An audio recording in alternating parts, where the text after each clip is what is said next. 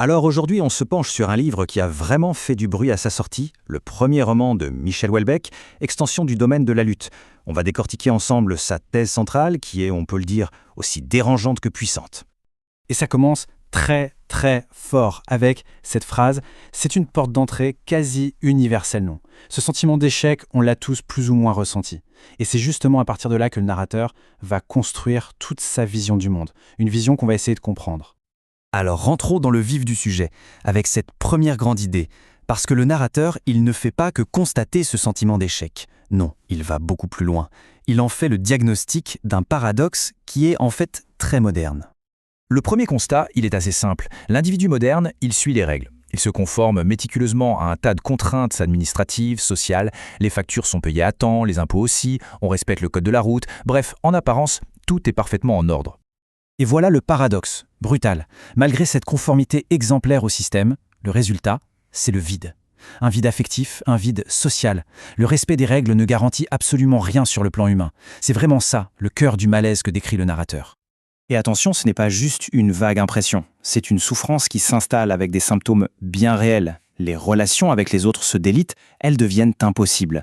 L'ennui de tous les jours se transforme en quelque chose de bien plus douloureux.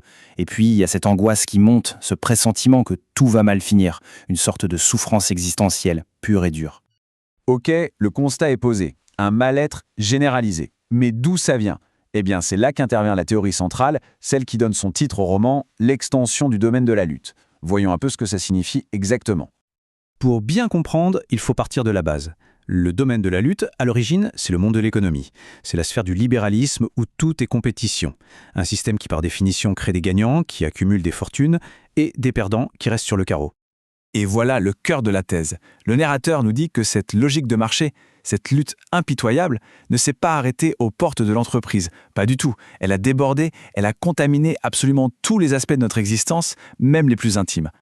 Et l'exemple le plus frappant, le plus provocateur de cette théorie, c'est son application à la sexualité.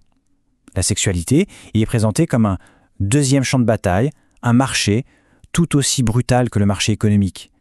Le narrateur va donc décrire deux marchés qui fonctionnent en parallèle selon les mêmes règles. Chacun produit la même chose, une hiérarchie, une compétition et au final, de l'exclusion. La symétrie est assez incroyable, non ?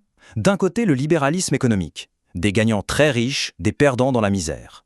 De l'autre, le libéralisme sexuel, des gagnants qui ont une vie érotique trépidante et des pauvres absolus, eux aussi, condamnés à la solitude.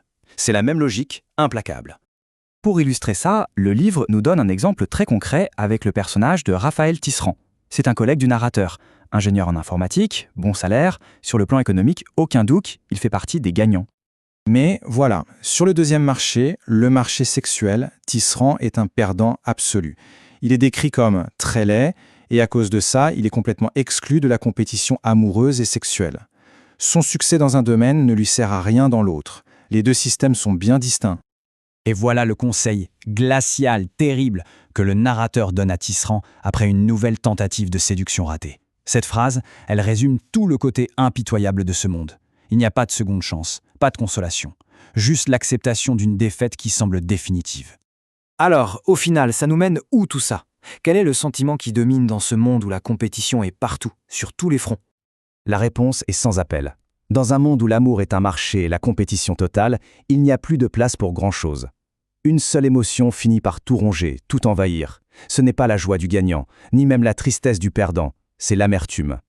Le mot amertume est vraiment la clé de voûte de tout le livre. D'ailleurs, la définition du dictionnaire est parfaite. C'est un mélange de tristesse et de rancœur, face à une injustice. C'est le sentiment de celui qui a tout tenté et qui se rend compte que le jeu était truqué. En somme, l'extension du domaine de la lutte, ça ne crée pas une société de vainqueurs heureux. Ça crée un état généralisé d'amertume. C'est la conséquence logique et inévitable d'un monde où la valeur marchande a fini par remplacer toutes les autres formes de relations humaines. Et le livre nous laisse sur cette question, une question qui reste en tête, bien après avoir tourné la dernière page. Face à cette vision d'un monde réduit à deux marchés, l'économique et le sexuel, peut-on vraiment continuer à vivre en se disant qu'il n'y a rien d'autre ? C'est sur cette interrogation, aussi sombre que puissante, que s'achève cette analyse.